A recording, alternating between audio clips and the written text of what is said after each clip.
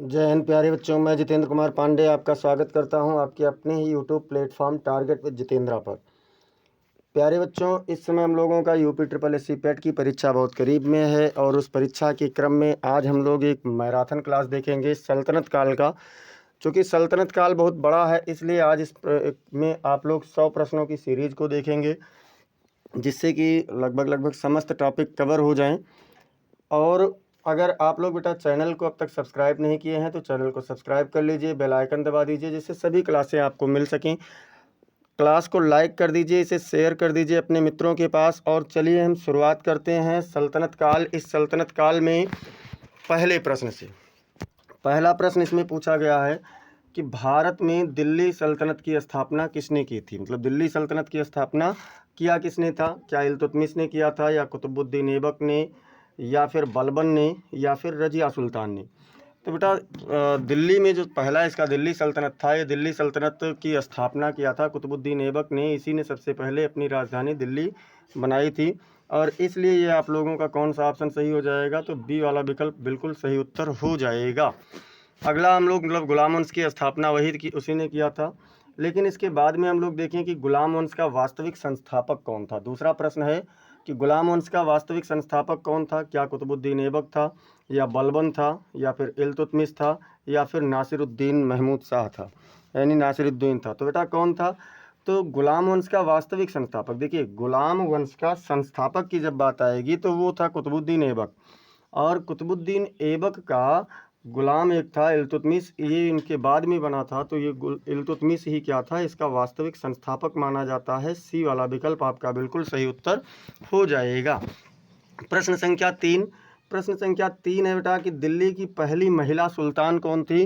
पहली महिला सुल्तान क्या नूरजहाँ थी, या फिर रजिया सुल्तान थी, या फिर मुमताज़ महल थी, या फिर मलिक काफूर था? तो बेटा दिल्ली की पहली जो महिला सुल्तान बनी थी वो बनी थी कौन? वो बनी थी रजिया सुल्तान। 1236 से लेकर के 1236 से 1240 तक ये वहाँ की सुल्तान रही हैं, रजिया सुल्तान। इसके बाद में बेटा हम लोग देखेंगे प्रश्न संख्या 4। प्रश्न संख्या 4 कह रहा है चहलगानी की स्थापना किसने की थी? इसको तुर्कान चहलगानी भी कहा जाता है, या चालीसा भी कहा जाता है। इसमें 40 सरदारों का समूह होता था। क्या इसको बलबन ने स्थापना किया था, या ऐबक ने, या फिर इल्तुतमिश ने, या बहराम शाह ने? तो बेटा इसकी स्थापना जो किया था वो किया था इल्तुतमिश ने, और इसका समापन अर्थात इसे भंग किया था बलबन ने। बलबन ने इसे भंग किया था। और स्थापना किसने किया था? तो स्थापना किया था इल्तुतमिश ने। तो दोनों आप लोग याद रखना। इसके बाद में हम लोग चलेंगे प्रश्न संख्या 5। प्रश्न संख्या 5 कह रहा है कि रक्त और लौह की नीति किस सुल्तान से संबंधित थी? रक्त और लौह की नीति क्या अलाउद्दीन खिलजी से संबंधित था, या मोहम्मद बिन तुगलक से, या बलबन से, या फिर सिकंदर लोदी से? तो बेटा रक्त और लौह की नीति लाने वाला जो शासक था, सुल्तान था, वो था बलबन। इसलिए सी वाला विकल्प आपका बिल्कुल सही उत्तर हो जाएगा। प्रश्न संख्या 6। प्रश्न संख्या 6 कहा जा रहा है कि किस शासक ने खुद को जुल्ले इलाही यानी ईश्वर की छाया कहा था, ईश्वर का प्रतिरूप कहा था? ये किस शासक ने कहा था जुल्ले इलाही? क्या ये इल्तुतमिश ने कहा था, या बलबन ने कहा था, या अलाउद्दीन खिलजी ने, या फिर मोहम्मद बिन तुगलक ने कहा था? आप लोग भी कमेंट सेक्शन में उत्तर करते रहें बेटा। तो जुल्ले इलाही अपने आप को कहा था अलाउद्दीन खिलजी ने। सी वाला विकल्प आप लोगों का बिल्कुल सही उत्तर हो जाएगा। प्रश्न संख्या 7 कह रहा है कि कुतुब मीनार का निर्माण किसने शुरू किया था? शुरू किसने किया था? क्या इल्तुतमिश ने, या कुतुबुद्दीन ऐबक ने, या बलबन ने, या अलाउद्दीन खिलजी ने? तो बेटा शुरुआत करने की बात की गई है, और शुरुआत किया था कुतुब मीनार का निर्माण शुरुआत किया था किसने? कुतुबुद्दीन ऐबक ने। और इसका समापन किया था इल्तुतमिश ने, अर्थात इसको पूरा करवाया था इल्तुतमिश ने। तो यहाँ पर बी वाला विकल्प आपका बिल्कुल सही उत्तर हो जाएगा। अगला प्रश्न है बेटा प्रश्न संख्या 8। प्रश्न संख्या 8 कह रहा है कि बलबन का वास्तविक नाम क्या था? क्या इसको उलूग खां कहा जाता था, या नासिरुद्दीन कहा जाता था, या मुइजुद्दीन कहा गया, या मोहम्मद शाह कहा गया? इसे क्या कहा गया बेटा?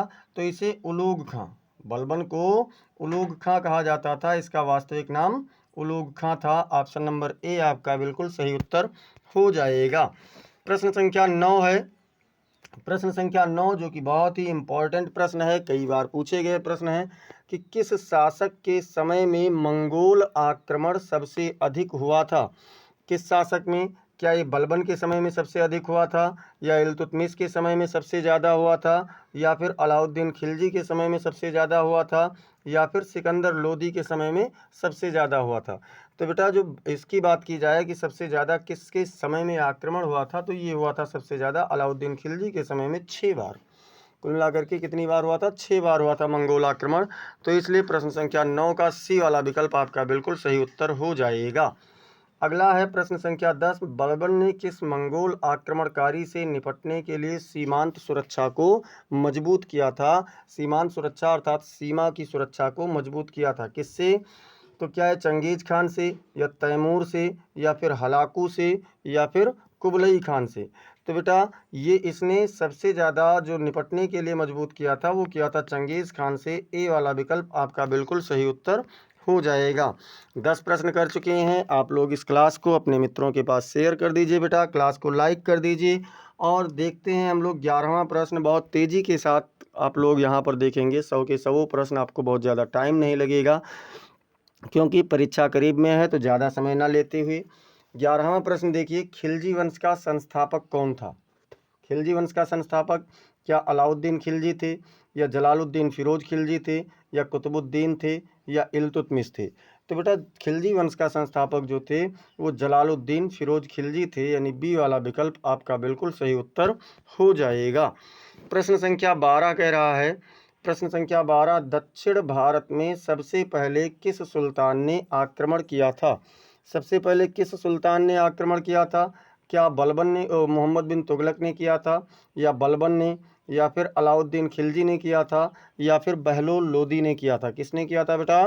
तो सबसे पहले जो आक्रमण किया था वो किया था बलबन ने। एक मिनट बेटा, सबसे पहले आक्रमण किया था किसने? तो ये किया था अलाउद्दीन खिलजी ने किया था सबसे पहला आक्रमण दक्षिण की ओर। इसके बाद में प्रश्न संख्या 13 कह रहा है कि अलाउद्दीन खिलजी ने दक्षिण भारत के किस प्रसिद्ध राज्य पर आक्रमण किया था? क्या विजयनगर पर आक्रमण किया था, या होयसाल पर किया था, या काकतीय पर किया था, या फिर सभी पर? तो बेटा ये जो इन्होंने आक्रमण किया था अलाउद्दीन खिलजी ने, ये आक्रमण इसने इन सभी राज्यों पर किया था। इसलिए यहाँ पर आप लोगों का डी वाला विकल्प बिल्कुल सही उत्तर हो जाएगा। प्रश्न संख्या 14 कह रहा है कि अलाउद्दीन खिलजी के द्वारा नियुक्त दक्षिण विजय अभियान का सेनापति कौन था? दक्षिण विजय अभियान का उसने सेनापति बनाया था, वो किसे बनाया था? क्या मलिक काफूर को, या फिर गयासुद्दीन को, या इब्न बतूता को, या अफजल खान को? किसे बनाया था बेटा? तो इसने बनाया था, जो इसका सेनापति वो मलिक काफूर को बनाया था। ए वाला विकल्प बिल्कुल सही उत्तर हो जाएगा। प्रश्न संख्या 15 कह रहा है, बाजार नियंत्रण नीति किसने लागू किया था? क्या इल्तुतमिश ने लागू किया था, या बलबन ने लागू किया था, या अलाउद्दीन खिलजी ने लागू किया था, या फिर मोहम्मद तुगलक ने लागू किया था? ये चीज़ किसने लागू किया था बेटा, बाजार नियंत्रण की नीति को? तो ये बाजार नियंत्रण नीति अलाउद्दीन खिलजी ने लागू किया था। सी वाला विकल्प बिल्कुल सही उत्तर हो जाएगा।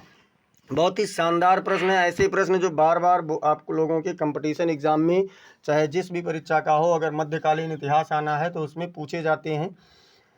16वां प्रश्न है, किस सुल्तान के समय पहली बार सरकारी राशन मूल्य और मूल्य नियंत्रण की व्यवस्था शुरू की गई थी? क्या ये मोहम्मद बिन तुगलक के समय में शुरू हुआ था, या अलाउद्दीन खिलजी के समय में शुरू हुआ था, या सिकंदर लोदी के समय में शुरू हुआ था, या फिर बहलोल लोदी के समय में शुरू हुआ था? किसके समय में ये शुरू हुआ था बेटा? तो ये शुरू हुआ था अलाउद्दीन खिलजी, क्योंकि बाजार नियंत्रण की नीति यही लाया था, इसीलिए मूल्य नियंत्रण और सरकारी राशन मूल्य ये दोनों इसी का कार्य था। प्रश्न संख्या 17 देखते हैं। प्रश्न संख्या 17 कह रहा है, सिद्धांत और व्यवहार में भिन्नता किस सुल्तान की नीति का लक्षण था? यानी सिद्धांत और व्यवहार में भिन्नता कौन से सुल्तान की नीति का लक्षण था? क्या ये अलाउद्दीन खिलजी का था, या बलबन का था, या मोहम्मद बिन तुगलक का था, या फिर फिरोज शाह तुगलक का था? तो बेटा ये वाला था मोहम्मद बिन तुगलक की ये नीति थी, यानी सी वाला विकल्प आपका बिल्कुल सही उत्तर हो जाएगा। प्रश्न संख्या 18 कह रहा है किस सुल्तान के शासन में मंगोलों के आक्रमण का सबसे सफलतापूर्वक प्रतिकार किया गया, अर्थात विरोध किया गया सबसे सफलतापूर्वक? क्या बलबन में, या अलाउद्दीन खिलजी में, या इल्तुतमिश में, या फिर तुगलक में? तो बेटा इसका जो प्रतिकार किया गया था अर्थात विरोध किया गया था वो किया गया था सफलतापूर्वक विरोध अलाउद्दीन खिलजी में, क्योंकि सबसे ज़्यादा आक्रमण इसी में हुए और वो जीत नहीं पाते थे, इसीलिए बार बार आक्रमण करते थे। प्रश्न संख्या 19 देखेंगे, दीवान ए रियासत की स्थापना किसने की थी? क्या ये बलबन ने किया था, या मोहम्मद तुगलक ने, या अलाउद्दीन खिलजी ने, या फिर सिकंदर लोदी ने? किसने किया था बेटा दीवान ए रियासत की स्थापना? तो ये किया था अलाउद्दीन खिलजी ने। सी वाला विकल्प आपका बिल्कुल सही उत्तर हो जाएगा। प्रश्न संख्या 20 कह रहा है कि किस शासक ने नई भूमि कर नीति लागू की थी? नई भूमि की कर नीति लागू किया था, क्या ये अलाउद्दीन खिलजी थे, या सिकंदर लोदी थे, या बहलोल लोदी थे, या फिर मोहम्मद बिन तुगलक थे? तो बेटा नई भूमि कर नीति जो लागू हुई थी ये अलाउद्दीन खिलजी के समय में हुआ था। ए वाला विकल्प आपका बिल्कुल सही उत्तर हो जाएगा। प्रश्न संख्या 21 कह रहा है कि तुगलक वंश का संस्थापक कौन था? तुगलक वंश के संस्थापक की बात हो रही है, क्या मोहम्मद बिन तुगलक थे, या गयासुद्दीन तुगलक थे, या फिरोज शाह तुगलक थे, या जलालुद्दीन खिलजी था? तो बेटा तुगलक वंश का संस्थापक था गयासुद्दीन तुगलक। बेटा क्लास को सभी लोग लाइक करते रहिए और जोरदार तरीके से आप लोग इसे शेयर भी करते रहिए। चलते हैं प्रश्न संख्या 22 पर। 22 कह रहा है कि किस तुगलक सुल्तान को क्रूर प्रतिभा का स्वामी कहा गया है, अर्थात निर्दयी प्रतिभा का स्वामी किसे कहा गया है? क्या गयासुद्दीन को कहा गया है, या मोहम्मद बिन तुगलक को कहा गया है, या फिर फिरोज शाह को कहा गया है, या नासिरुद्दीन को कहा गया है? तो बेटा क्रूर प्रतिभा का जो स्वामी था ये कहा गया है मोहम्मद बिन तुगलक को। बी वाला विकल्प आपका बिल्कुल सही उत्तर हो जाएगा। प्रश्न संख्या 23 कह रहा है, प्रश्न संख्या 23 है, मोहम्मद बिन तुगलक ने राजधानी दिल्ली से किस स्थान पर स्थानांतरित किया था? मतलब पहले सल्तनत काल की राजधानी थी दिल्ली, तो दिल्ली से इसने किस स्थान पर इसे स्थानांतरित किया था? क्या लाहौर ले गया था, या दौलताबाद ले गया था, या पटना ले गया था, या आगरा ले गया था? तो बेटा दिल्ली से दौलताबाद, दिल्ली से कहाँ ले गया था? दौलताबाद, ये आपको याद होना चाहिए। और कौन लेकर के गया था? तो मोहम्मद बिन तुगलक लेकर के गया था, यह भी आपको याद होना चाहिए। बी वाला विकल्प आपका बिल्कुल सही उत्तर हो जाएगा। प्रश्न संख्या 24 कह रहा है, कौन सा तुगलक शासक ब्राह्मणों और पंडितों को भूमि अनुदान देने के लिए प्रसिद्ध था? कौन सा तुगलक शासक था जो ब्राह्मणों और पंडितों को भूमि देने के लिए बहुत ज़्यादा फेमस हुआ था बेटा? क्या फिरोज शाह तुगलक थे, या मोहम्मद बिन तुगलक थे, या गयासुद्दीन तुगलक थे, या सुल्तान सिकंदर थे? तो बेटा ये वाले जो थे इसमें यानी फिरोज शाह तुगलक इसके लिए बहुत ही प्रसिद्ध माने जाते थे। प्रश्न संख्या 25 कह रहा है कि तांबे के सिक्कों की योजना किसने लागू किया था? तांबे के सिक्कों की योजना क्या गयासुद्दीन ने लागू किया था, या अलाउद्दीन खिलजी ने लागू किया था, या मोहम्मद बिन तुगलक ने लागू किया था, या फिर सिकंदर लोदी ने लागू किया था? तो बेटा तांबे के सिक्कों की जो योजना थी ये मोहम्मद बिन तुगलक ने लागू किया था, अर्थात सी वाला विकल्प आपका बिल्कुल सही हो जाएगा, मोहम्मद बिन तुगलक अर्थात MBT। प्रश्न संख्या 26 कह रहा है कि किस तुगलक शासक को वैज्ञानिक प्रयोगों और योजनाओं का दीवाना माना गया है? मतलब ये बार बार वैज्ञानिक प्रयोग करता था और योजनाओं का प्रयोग करता रहता था, हालांकि कई बार असफल भी हुआ है। क्या ये गयासुद्दीन थे, या मोहम्मद बिन तुगलक थे, या फिरोज शाह तुगलक थे, या फिर बलबन था? तो बेटा मोहम्मद बिन तुगलक ये नए नए प्रयोग करता रहता था और हालांकि इस नए नए प्रयोगों में कई बार असफल भी हुआ है, तो इसलिए इसका प्रश्न संख्या 26 का बी वाला उत्तर बिल्कुल सही हो जाएगा। प्रश्न संख्या 27 कह रहा है कि किस शासक के समय में दिल्ली में दारुल सफ़ा की स्थापना की गई थी? किसके समय में बेटा? क्या यह अलाउद्दीन के समय में हुआ था, या फिरोज शाह तुगलक के समय में हुआ था, या मोहम्मद तुगलक के समय में हुआ था, या सिकंदर लोदी के समय में हुआ था? तो इसमें 27वां का हम लोग कौन सा देखेंगे बेटा? ये फिरोज शाह तुगलक के समय में दिल्ली में बेटा दारुल सफ़ा की स्थापना की गई थी, यानी बी वाला विकल्प आपका बिल्कुल सही उत्तर हो जाएगा। प्रश्न संख्या 28 क्या कह रहा है कि किस तुगलक सुल्तान ने हिस्ब उल इंसा और दीवान खैरात की स्थापना की थी? हिस्ब उल इंसा और दीवान खैरात की स्थापना किसने किया था? मोहम्मद तुगलक ने, या फिरोज शाह तुगलक ने, या गयासुद्दीन ने, या फिर जलालुद्दीन ने? तो बेटा हिस्ब उल इंसा और दीवान खैरात की स्थापना करने वाला शासक था फिरोज शाह तुगलक, यानी बी वाला विकल्प आपका बिल्कुल सही उत्तर। प्रश्न संख्या 29 है, किस सुल्तान के शासन में इब्न बतूता भारत आया था?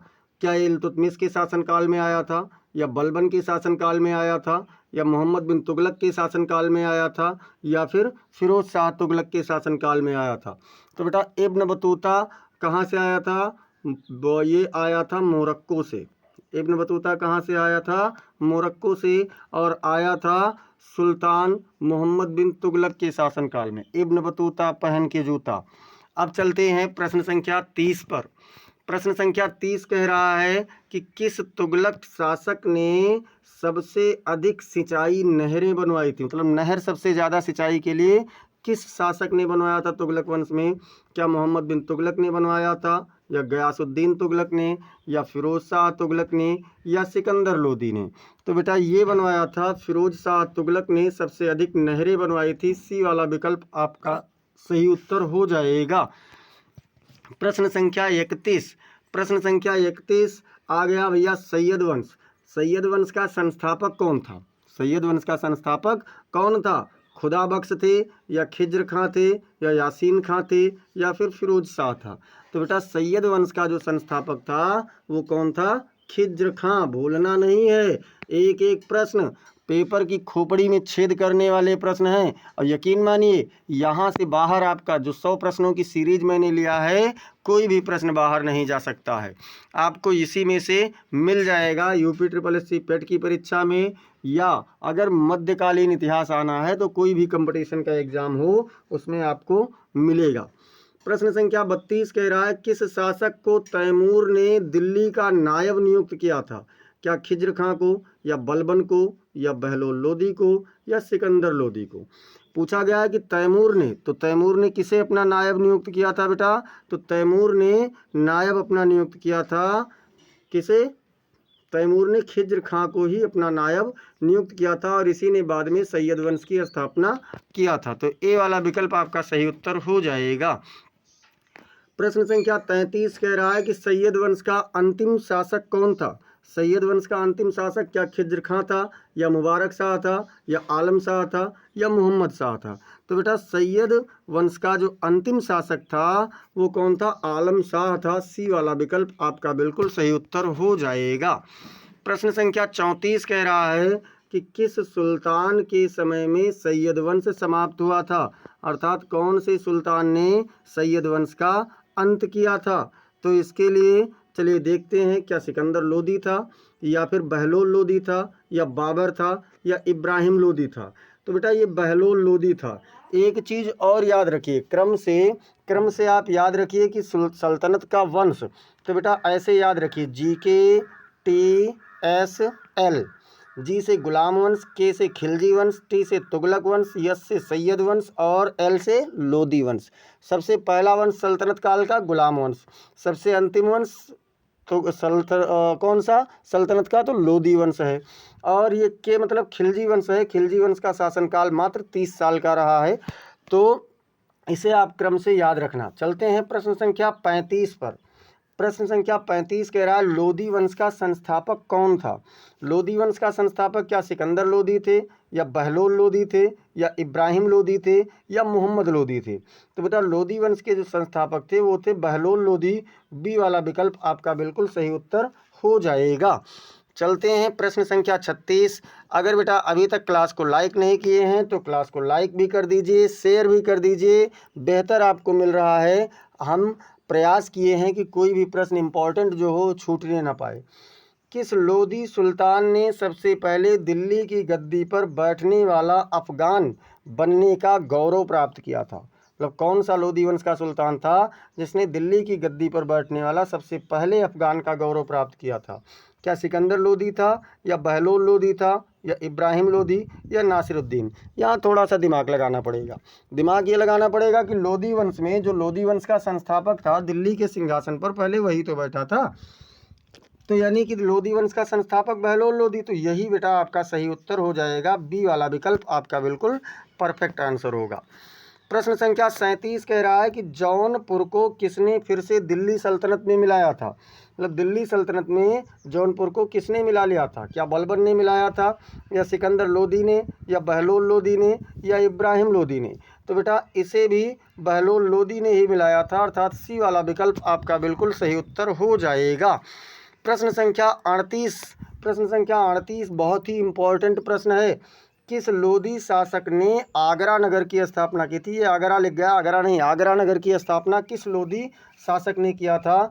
क्या बहलोल लोधी ने किया था, या सिकंदर लोधी ने, या इब्राहिम लोधी ने, या गयासुद्दीन लोधी ने? तो बेटा ये आगरा नगर की स्थापना किया था सिकंदर लोधी ने। किसने किया था? सिकंदर लोधी ने किया था, इसलिए बी वाला विकल्प आपका बिल्कुल सही उत्तर हो जाएगा। प्रश्न संख्या 39 कह रहा है कि इब्राहिम लोधी को किसने पराजित किया था? और सबसे अंतिम वंश था लोधी वंश, और इब्राहिम लोधी लोधी वंश का अंतिम शासक था। यहीं के बाद से, यहीं इसी को पराजित करने के बाद से सल्तनत काल समाप्त हो जाता है और फिर आ जाता है मुगल काल। तो क्या इसे बाबर ने पराजित किया था, या अकबर ने, या अलाउद्दीन ने, या नाना फड़नवीस ने? तो बेटा इसे पराजित किया था बाबर ने। इसे किसने पराजित किया था? बाबर ने पराजित किया था, और बाबर ही मुगल काल का फिर संस्थापक रहा है मुगल वंश का। तो ये वाला विकल्प आपका बिल्कुल सही उत्तर हो जाएगा। अब देखिए अगला प्रश्न है कि पानीपत का प्रथम युद्ध कब लड़ा गया? पानीपत का प्रथम युद्ध क्या 1524 में, या 1526 में, या 1530 में, या 1510 में? तो बेटा जो पानीपत का प्रथम युद्ध हुआ था ये किसके किसके बीच में हुआ था? ये हुआ था बाबर और इब्राहिम लोधी के बीच में, और इसी में इब्राहिम लोधी जो था ये पराजित हुआ था और इसकी हत्या कर दी गई थी। ये लड़ा गया था 1526 ईस्वी में। 1526 ईस्वी में पानीपत का प्रथम युद्ध लड़ा गया था। ऑप्शन नंबर बी आपका बिल्कुल सही उत्तर हो जाएगा। 40 प्रश्न कर चुके हैं, क्लास को लाइक कर दीजिए और चलते हैं 41वें प्रश्न पर। 41वां प्रश्न क्या कह रहा है इसको देखते हैं। 41वां प्रश्न कह रहा है सैयद वंश का संस्थापक कौन था? तो बता दीजिए सैयद वंश का संस्थापक क्या खिज्र खां थे, या मुबारक शाह थे, या मोहम्मद शाह थे, या आलम शाह थे? तो बेटा जो सैयद वंश का संस्थापक है वो कौन था? वो था खिज्र खां, यानी ए वाला विकल्प आपका बिल्कुल सही उत्तर हो जाएगा। प्रश्न संख्या 42 कह रहा है कि किस सैयद शासक को दिल्ली सल्तनत का सबसे योग्य सैयद शासक माना गया है? मतलब दिल्ली सल्तनत का सबसे योग्य सैयद शासक किस सैयद शासक को माना गया है? क्या मुबारक शाह को माना गया है, या खिज्र खां को माना गया है, या आलम शाह को माना गया है, या फिर मोहम्मद शाह को माना गया है? किसे माना गया है? किसे माना गया बेटा? तो ये मुबारक शाह को सबसे योग्य शासक माना गया है। ए वाला विकल्प आपका बिल्कुल सही उत्तर हो जाएगा। प्रश्न संख्या 43 कह रहा है सैयद वंश के अंतिम शासक कौन थे? क्या खिज्र खां था, या मुबारक शाह थे, या मोहम्मद शाह थे, या आलम शाह थे? अंतिम शासक की बात कर रहा है, और अंतिम शासक कौन थे बेटा? तो ये थे आलम शाह। डी वाले विकल्प पर सही उत्तर जाएगा। प्रश्न संख्या 44 खिज्र खां ने किसके अधीनता को स्वीकार किया था? क्या मंगोल शासक की अधीनता स्वीकार किया था, या तैमूर की अधीनता स्वीकार किया था, या बहमनी की, या फिर लोधी की? तो बेटा जो खिज्र खां था इसने तैमूर की अधीनता को स्वीकार किया था। बी वाला विकल्प आपका बिल्कुल सही उत्तर हो जाएगा। प्रश्न संख्या 45 देखते हैं क्या कह रहा है। प्रश्न संख्या 45 है कि सैयद वंश के किस शासक ने जयचंद के वंशजों से संघर्ष किया था? जयचंद को किसने हराया था? जयचंद को हराया था मोहम्मद गौरी ने। किसने बेटा? मोहम्मद गौरी ने। और याद रखिए कि मोहम्मद गौरी ने 1191 में तराइन का प्रथम युद्ध लड़ा महाराणा प्रताप से, उनसे पृथ्वीराज चौहान से, और 1192 में दूसरा युद्ध लड़ा और इसके बाद 1194 में उसने जयचंद को भी पराजित कर दिया था। अब देखते हैं हम लोग, यहाँ पर पूछा गया है कि जयचंद के वंशजों से किस सैयद शासक ने संघर्ष किया अर्थात युद्ध किया। तो क्या मोहम्मद शाह ने किया था, या मुबारक शाह ने, या आलम शाह ने, या खिज्र खां ने? किसने किया था बेटा? तो ये किया था मुबारक शाह ने, यानी बी वाला विकल्प आपका बिल्कुल सही उत्तर हो जाएगा। प्रश्न संख्या 46, प्रश्न संख्या 46 कह रहा है लोदी वंश का संस्थापक कौन था? क्या बहलोल लोदी थे, या सिकंदर लोदी थे, या इब्राहिम लोदी थे, या दौलत लोदी थे? तो बेटा इब्राहिम लोदी अंतिम शासक थे, तो ये नहीं हो सकते हैं, और बहलोल लोदी ही इसमें था। ए वाला विकल्प आपका बिल्कुल सही उत्तर हो जाएगा। प्रश्न संख्या 47, प्रश्न संख्या 47 कह रहा है किस लोदी शासक ने जौनपुर को अपने अधीन किया था, अर्थात जौनपुर को पुनः जीत लिया था? क्या बहलोल लोदी थे, या इब्राहिम लोदी थे, या सिकंदर लोदी थे, या फिर ननाबदीज अर्थात इनमें से कोई नहीं था? तो बेटा कौन थे? बहलोल लोदी ने ही इसे जीता था, इसलिए ए वाला विकल्प आपका बिल्कुल सही उत्तर हो जाएगा। प्रश्न संख्या 48, प्रश्न संख्या 48 है कि लोदी वंश का सबसे प्रसिद्ध शासक कौन सा था? क्या बहलोल लोदी थे, या इब्राहिम लोदी, या सिकंदर लोदी, या फिर दौलत लोदी? कौन थे बेटा? सबसे प्रसिद्ध शासक की बात की गई है, और लोदी वंश में सबसे प्रसिद्ध शासक थे सिकंदर लोदी। सी वाला विकल्प आप लोगों का सही उत्तर हो जाएगा। प्रश्न संख्या 49 है, प्रश्न संख्या 49 है सिकंदर लोदी ने किस स्थान पर अपनी नई राजधानी बसाई थी, अर्थात सिकंदर लोदी कौन से स्थान पर गया था? क्या आगरा गया था, या दिल्ली गया था, या लाहौर, या फिर जौनपुर? तो बेटा इसने आगरा नगर की स्थापना की, और आगरा नगर में ही इसने अपनी नई राजधानी को स्थापित किया था। ए वाला विकल्प आपका बिल्कुल सही उत्तर हो जाएगा। प्रश्न संख्या 50, प्रश्न संख्या 50 है इब्राहिम लोदी किस युद्ध में मारा गया था? क्या ये प्रथम युद्ध पानीपत के युद्ध में, या चंदावर के युद्ध में, या कन्नौज के युद्ध में, या फिर थानेसर के युद्ध में? तो बेटा जो प्रथम पानीपत का युद्ध हुआ था ये बाबर और इब्राहिम लोदी के बीच में हुआ था, मतलब बाबर वर्सेस इब्राहिम लोदी, अर्थात IL में लिख दे रहा हूँ। चंदावर का युद्ध गौरी, मोहम्मद गौरी वर्सेस किसके किसके बीच में हुआ था? ये जयचंद के बीच में हुआ था। कन्नौज का युद्ध हुमायूं ने लड़ा था।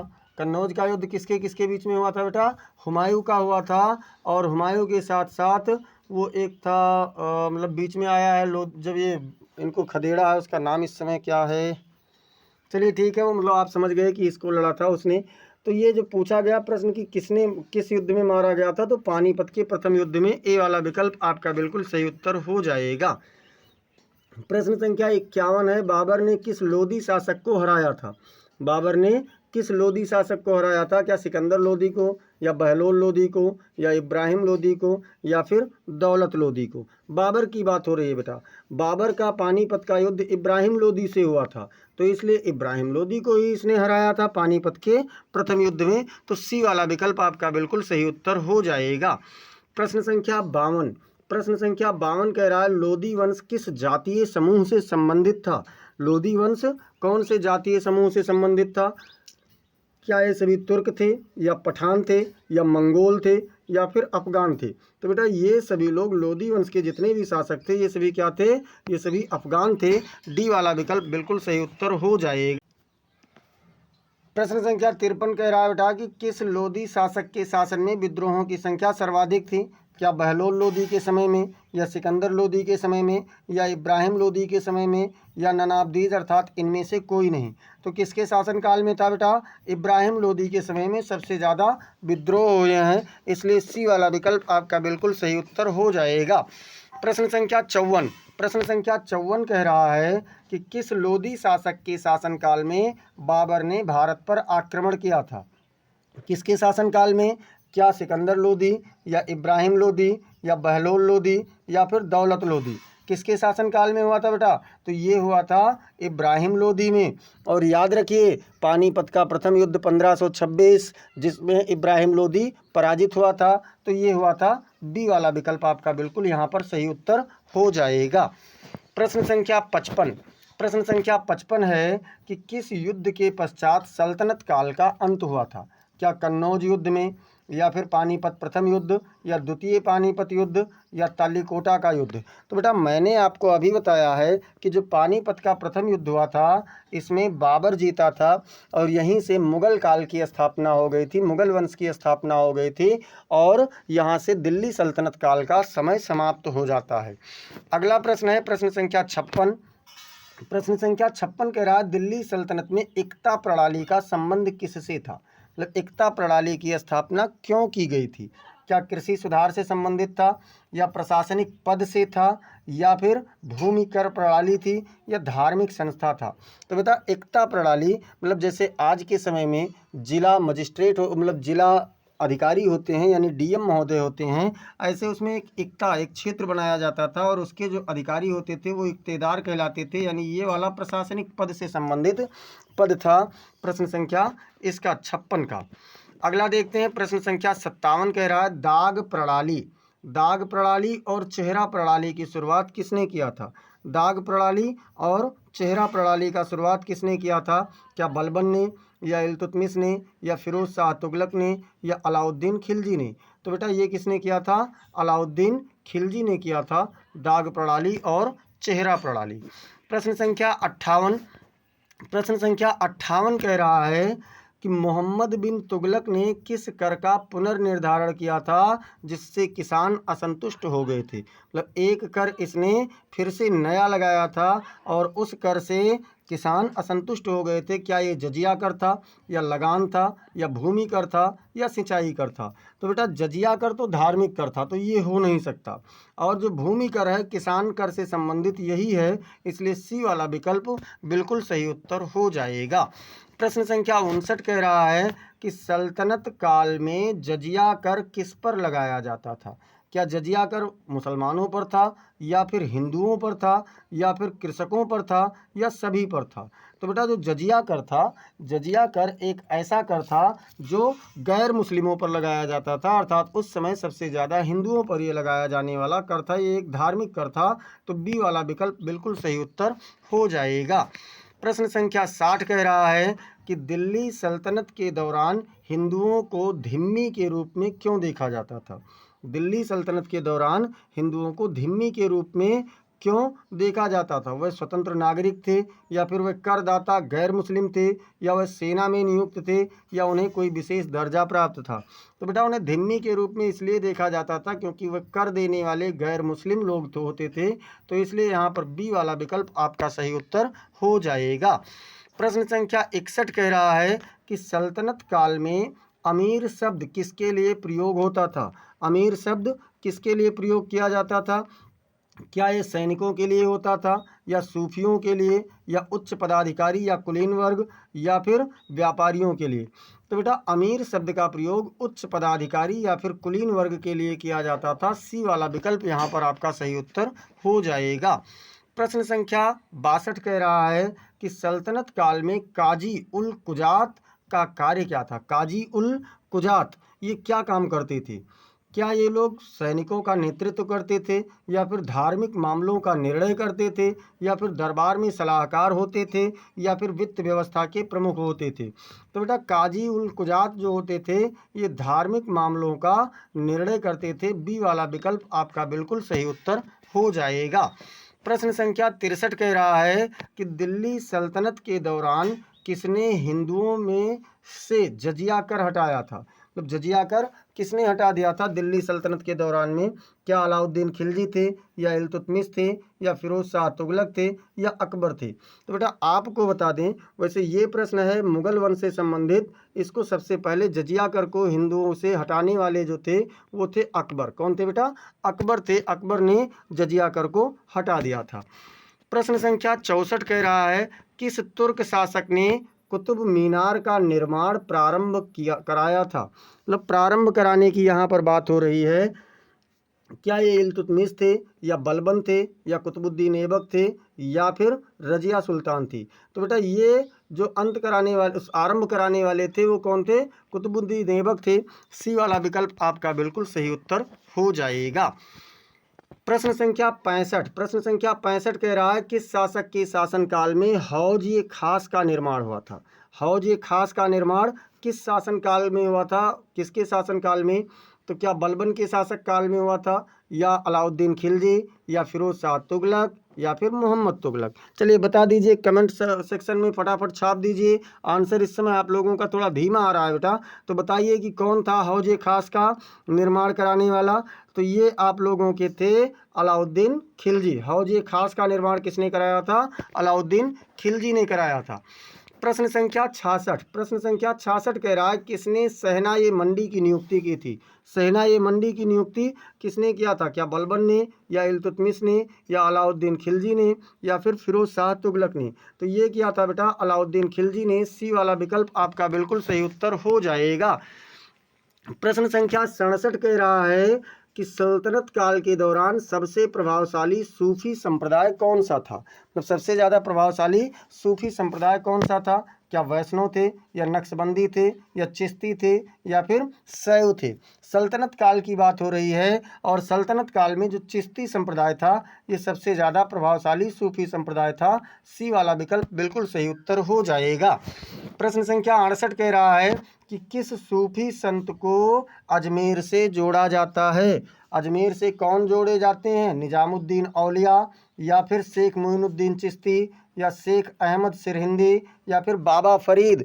किसे जोड़ा जाता है बेटा? तो इसमें जो आप लोगों का जोड़ा जाता है वो शेख मोइनुद्दीन चिश्ती को अजमेर शरीफ से जोड़ा जाता है। बी वाला विकल्प आपका बिल्कुल सही उत्तर हो जाएगा। प्रश्न संख्या 69, प्रश्न संख्या 69 है कि सूफी संत में निजामुद्दीन औलिया किस सुल्तान के समकालीन थे? निजामुद्दीन औलिया क्या इल्तुतमिश के समकालीन थे, या बलबन के समकालीन थे, या गयासुद्दीन तुगलक के समकालीन थे, या फिर मोहम्मद बिन तुगलक के समकालीन थे? तो ये बेटा मोहम्मद बिन तुगलक के समकालीन थे। डी वाला विकल्प आपका बिल्कुल सही उत्तर हो जाएगा।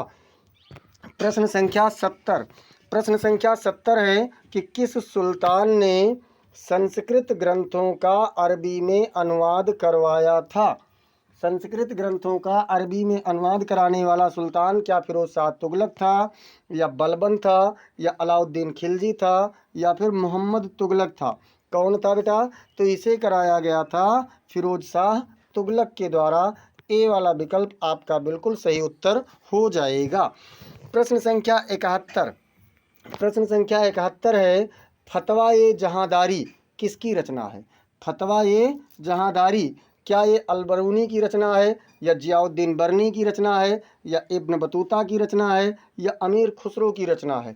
तो बेटा फतवा ए जहांदारी जियाउद्दीन बर्नी की रचना है। बी वाला विकल्प आपका बिल्कुल सही उत्तर हो जाएगा।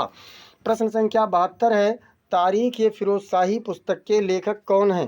तारीख ए फिरोज शाही क्या इसको अमीर खुसरो ने लिखा, या फिर जियाउद्दीन बर्नी ने लिखा, या फिर इसे इब्न बतूता ने, या अलबरूनी ने? तो फतवा ए जहांदारी और तारीख ए फिरोज शाही ये दोनों रचनाएं बेटा जियाउद्दीन बर्नी की हैं। बी वाला विकल्प आपका बिल्कुल सही उत्तर हो जाएगा। प्रश्न संख्या 73 कह रहा है कि अमीर खुसरो किस भाषा के जन्मदाता माने जाते हैं? अमीर खुसरो को किस भाषा का जन्मदाता माना जाता है? क्या फारसी का, या ब्रज का, या हिंदी अर्थात हिंदवी, या फिर संस्कृत? तो बेटा अमीर खुसरो को हिंदी अर्थात हिंदवी का जन्मदाता माना जाता है। सी वाला विकल्प बिल्कुल सही उत्तर हो जाएगा। प्रश्न संख्या 74, प्रश्न संख्या 74 कह रहा है सल्तनत काल में किसने शिकारगाह और बाग बगीचों का निर्माण कराया था? किसने कराया था? क्या इल्तुतमिश ने, या फिर बलबन ने, या फिर फिरोज शाह तुगलक ने, या फिर अलाउद्दीन खिलजी ने? किसने करवाया था बेटा शिकारगाह और बाग बगीचों का निर्माण? तो ये आप लोगों के करवाए थे फिरोज शाह तुगलक। सी वाला विकल्प आपका बिल्कुल सही उत्तर हो जाएगा। प्रश्न संख्या 75, प्रश्न संख्या 75 कह रहा है कि किस तुगलक सुल्तान ने टोकन मुद्रा चलाने का असफल प्रयास किया था? असफल प्रयास की बात हो रही है, यानी सफल नहीं हुआ था। तो असफल मतलब टोकन मुद्रा की, टोकन मुद्रा अर्थात कागज वाली मुद्रा या कह सकते हैं। तो किसने किया था बेटा? क्या फिरोज शाह तुगलक ने, या मोहम्मद बिन तुगलक ने, या गयासुद्दीन तुगलक, या नासिरुद्दीन तुगलक? अभी कुछ समय पहले मैंने आप लोगों को बताया था कि जो मोहम्मद बिन तुगलक था ये नए नए वैज्ञानिक प्रयोग और नए नए प्रयोगों को करने वाला व्यक्ति था। और इसमें ये कई बार असफल भी हुआ। तो ये किसने कराया था बेटा? ये मोहम्मद बिन तुगलक ने ही कराया था। तो इसलिए बी वाला विकल्प आपका बिल्कुल सही उत्तर हो जाएगा। प्रश्न संख्या 76 है, सल्तनत काल में दीवाने रियासत विभाग किससे संबंधित था? कौन सी चीज़ से संबंधित था दीवाने रियासत विभाग? क्या ये न्याय व्यवस्था से संबंधित था, या भूमि वितरण से संबंधित था, या राजस्व और बाजार नियंत्रण से संबंधित था, या सैन्य प्रशासन से संबंधित था? तो बेटा दीवाने रियासत जो था ये राजस्व और बाजार नियंत्रण विभाग से संबंधित था। सी वाला विकल्प आपका बिल्कुल सही उत्तर हो जाएगा। प्रश्न संख्या 77 है, दीवाने इंसा का कार्य था। दीवाने इंसा का क्या कार्य था? दीवाने इंसा क्या है? शाही पत्राचार्य था, या फिर सैन्य संगठन था, या फिर वित्तीय लेखा था, या फिर जमींदारी नियंत्रण था? दीवाने इंसा का क्या काम था बेटा? तो दीवाने इंसा जो था ये शाही पत्राचार का कार्य करता था। ए वाला विकल्प, अर्थात राजघरानों से पत्रों का आदान प्रदान करता था। प्रश्न संख्या 78 कह रहा है कि किस सुल्तान ने गृह मंत्रालय की तरह काम करने वाला बारिद-ए ममालिक विभाग बनाया था? जैसे आज के समय में गृह मंत्रालय होता है, ऐसे बारिद-ए ममालिक बनाने वाला कौन सा सुल्तान था? क्या बलबन थे, या इल्तुतमिश थे, या अलाउद्दीन खिलजी थे, या मोहम्मद तुगलक थे? तो बेटा ये किसने बनाया था? ये बनाया था अलाउद्दीन खिलजी ने। सी वाला विकल्प आपका बिल्कुल सही उत्तर हो जाएगा। प्रश्न संख्या 79 कह रहा है, अरशद-ए महमूद किसकी रचना है? अरशद-ए महमूद क्या ये अमीर खुसरो की रचना है, या जियाउद्दीन बर्नी की रचना है, या अलबरूनी की रचना है, या शेख नसीरुद्दीन की रचना है? तो बेटा अरशद-ए महमूद किसकी रचना है? अमीर खुसरो की रचना है। ए वाला विकल्प आपका बिल्कुल सही उत्तर हो जाएगा। प्रश्न संख्या 80 कह रहा है कि सल्तनत काल के दौरान किसने सुल्तान को न्याय का प्रतीक माना? सल्तनत काल के दौरान में सुल्तान को न्याय का प्रतीक किसने माना है? क्या इब्न बतूता ने माना है, या जियाउद्दीन बर्नी ने माना है, या अलबरूनी ने माना है, या अब्दुल कादिर ने माना है? किसने माना है बेटा? तो ये माना है जियाउद्दीन बर्नी ने। बी वाला विकल्प बिल्कुल सही उत्तर हो जाएगा। चलिए एक बार सभी लोग बेटा क्लास को लाइक कर दीजिए। अब तक जिन लोगों ने लाइक नहीं किया है सब लोग एक बार क्लास को लाइक कर दीजिए। और प्रश्न संख्या 81 देखिए, सल्तनत काल में किसने सबसे पहले राजधानी दिल्ली से दौलताबाद स्थानांतरित किया था? क्या ये बलबन था, या अलाउद्दीन खिलजी था, या मोहम्मद बिन तुगलक था, या फिरोज शाह तुगलक था? तो बेटा किसने किया था? ये किया था, दिल्ली से दौलताबाद ले गया था मोहम्मद बिन तुगलक। सी वाला विकल्प आपका सही उत्तर हो जाएगा। प्रश्न संख्या 82 है कि सल्तनत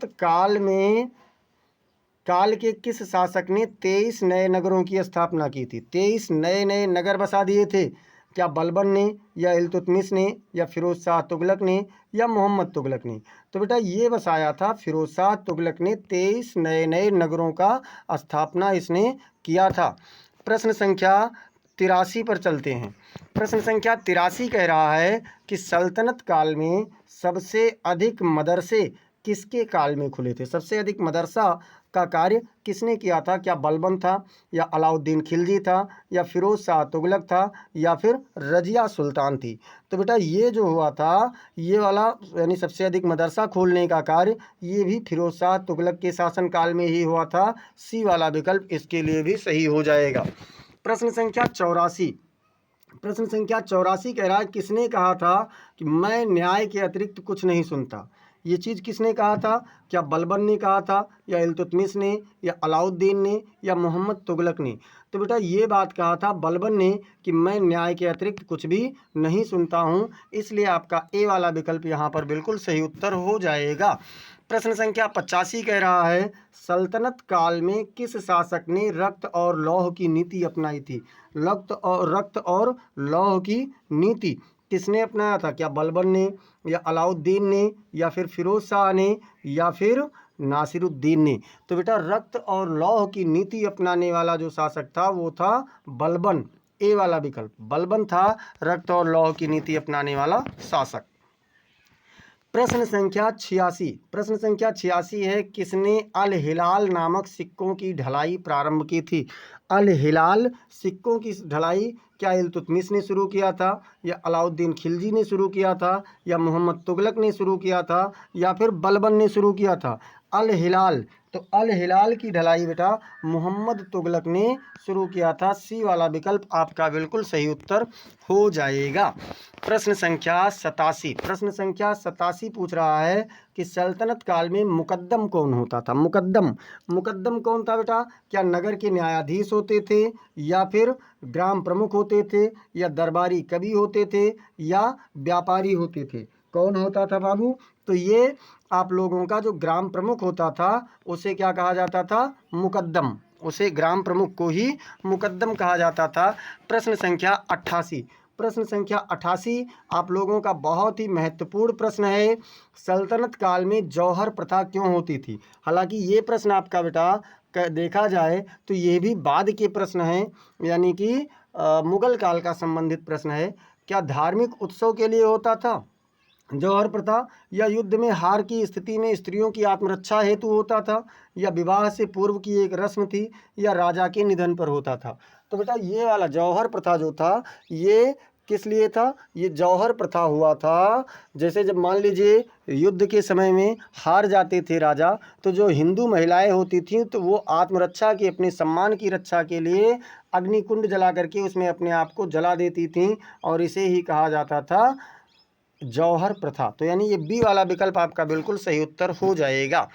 प्रश्न संख्या 89 कह रहा है, दिल्ली सल्तनत के समय सिंदूर का प्रयोग किसके द्वारा होता था? यानी दिल्ली सल्तनत के समय में सिंदूर का प्रयोग क्या सूफी संतों के द्वारा, या हिंदू विवाहित स्त्रियों द्वारा, या सैनिकों द्वारा, या फिर राजाओं के द्वारा? तो बेटा ये हिंदू विवाहित स्त्रियों के द्वारा होता था सिंदूर का प्रयोग, और आज भी ये चल रहा है। ये बी वाला विकल्प आपका बिल्कुल सही उत्तर हो जाएगा। प्रश्न संख्या 90 प्रश्न संख्या कह रहा है कि सल्तनत काल के दौरान किस भाषा का राज दरबार में प्रयोग होता था? कौन सी भाषा का राज दरबार में प्रयोग होता था?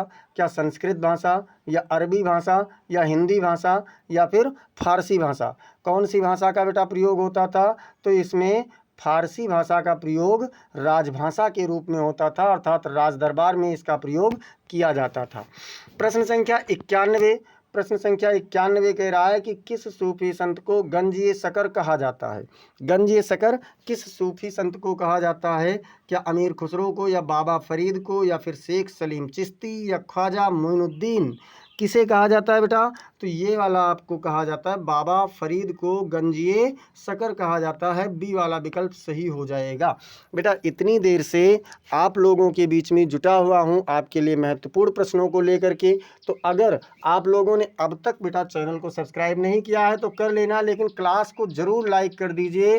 क्लास को आप लोग ज़रूर लाइक कर दीजिए, क्योंकि एक लाइक ही आपका हमारा उत्साह बढ़ाए रहता है। चलिए देखते हैं प्रश्न संख्या 92। प्रश्न संख्या 92 कह रहा है, किस सुल्तान को दूसरा सिकंदर कहा जाता है? मतलब दूसरा सिकंदर किस सुल्तान को कहा गया है? क्या बलबन को कहा गया है, या अलाउद्दीन खिलजी को कहा गया है, या मोहम्मद बिन तुगलक को कहा गया है, या फिर फिरोज शाह को कहा गया है?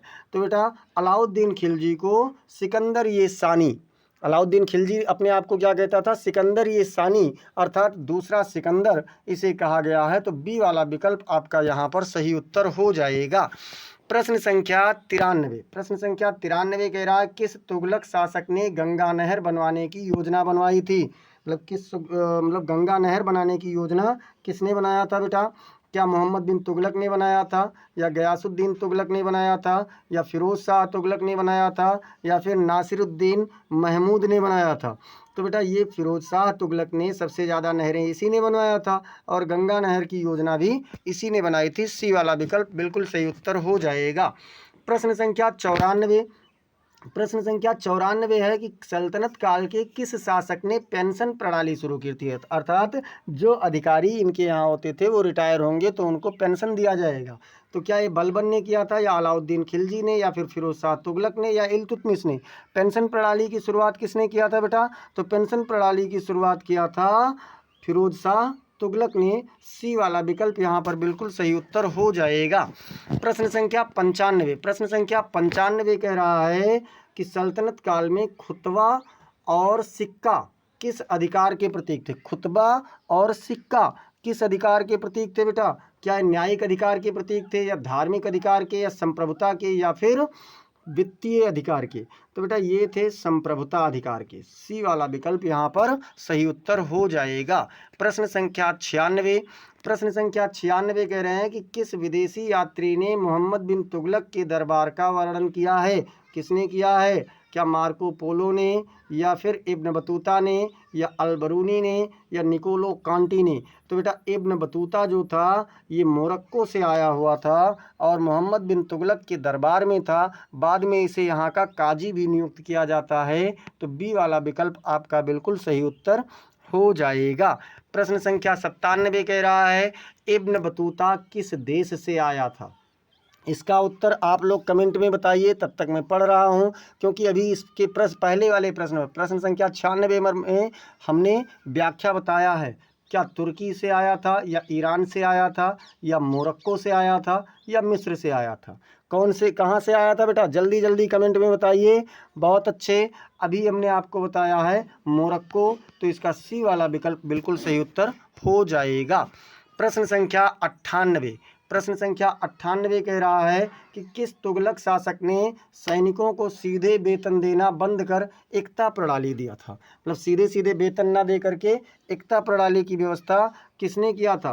क्या बलबन था, या अलाउद्दीन खिलजी था, या मोहम्मद बिन तुगलक था, या फिर फिरोज शाह तुगलक था? तो कौन था बेटा इसमें? इसमें भी मोहम्मद बिन तुगलक ही था। ये भी इसका एक नया प्रयोग ही था, इसलिए सी वाला विकल्प बिल्कुल सही उत्तर हो जाएगा। प्रश्न संख्या 99। सल्तनत काल में मुस्लिम शिक्षण संस्थानों को क्या कहा जाता था? जो मुस्लिम शिक्षण संस्थान थे उन्हें क्या पाठशाला कहते थे, या फिर मठ कहा जाता था, या मदरसा कहा जाता था, या गुरुकुल कहा जाता था? क्या कहा जाता था बेटा? तो जाहिर सी बात है मुस्लिम शिक्षण संस्थान की बात पूछी जा रही है, और इन्हें क्या कहते थे? मदरसा कहते थे। प्रश्न संख्या 100। प्रश्न संख्या 100 कह रहा है कि सल्तनत काल में मीर ए बख्शी का कार्य था। मीर ए बख्शी का क्या कार्य था? कर संग्रह था, या न्याय व्यवस्था वितरण था, या सेना की नियुक्ति व वेतन था, या फिर धार्मिक देखरेख था? तो ये बेटा क्या था? सेना की नियुक्ति व वेतन। सी वाला विकल्प आप लोगों का बिल्कुल सही उत्तर हो जाएगा। तो इस प्रकार से बेटा हम लोगों ने 100 महत्वपूर्ण प्रश्नों का सीरीज यहाँ पर देखा है। आशा है आप लोगों को सीरीज अच्छी लगी होगी। आप लोग बेटा अगर अब तक चैनल को सब्सक्राइब नहीं किए हैं तो ऐसे ही महत्वपूर्ण सीरीज पाने के लिए चैनल को सब्सक्राइब कीजिए। क्लास को मित्रों लाइक भी कर दीजिए, अपने मित्रों के पास इसे शेयर कीजिए, और कमेंट सेक्शन में आप लोग ज़रूर बताएं कि आपको क्लास कैसी लगी। मिलते हैं फिर अगर किसी अगले क्लास में। अगर बेटा किसी भी प्रकार का कोई सुझाव है तो भी आप लोग कमेंट सेक्शन में ज़रूर बता दिया करें। चलिए मिलते हैं फिर अगली क्लास में, तब तक के लिए जय हिंद जय भारत।